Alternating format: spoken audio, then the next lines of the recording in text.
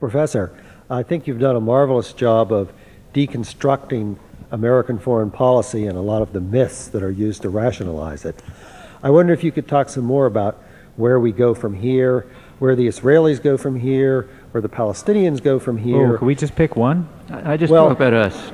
I mean, let's talk Israelis about- and let's talk about Palestinians, the that's up United to States. Well, them. I think, Yeah. if I can just make a brief comment, I think you would find that in all those constituencies, a vast majority of the population, out of fear, in some cases very justified, feels that all the actions are justified in terms of self-defense, which 9/11 sort of underscores for most Americans.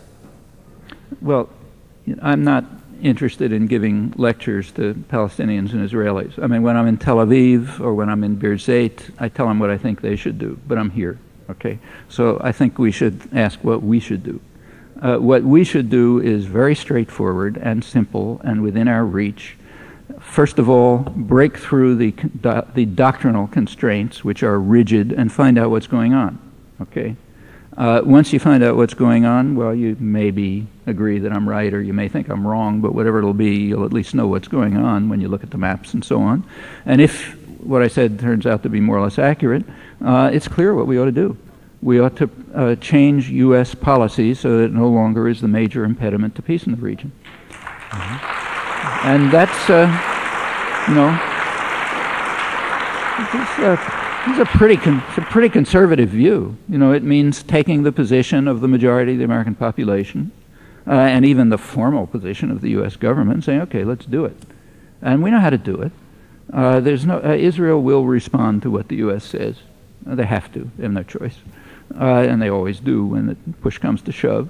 If there's any resistance, you just make a hint that maybe we'll suspend arms shipments for a little while.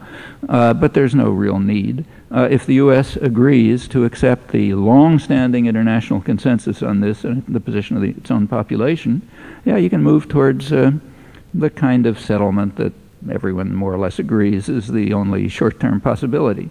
Some kind of two-state settlement on the internationally recognized borders with all the wording that I just repeated from the 1976 declaration that comes from UN 242, the rights of both states in the region to peace and security and so on and so forth. The Palestinian state would certainly be disarmed. There could be some border adjustment, you know, mutual adjustments. There might be some territorial trading. These are all technicalities. The main thing is to agree to the general point that there can be a viable Palestinian state. Unless that's agreed to, there won't be any progress, and the U.S. has so far totally refused that.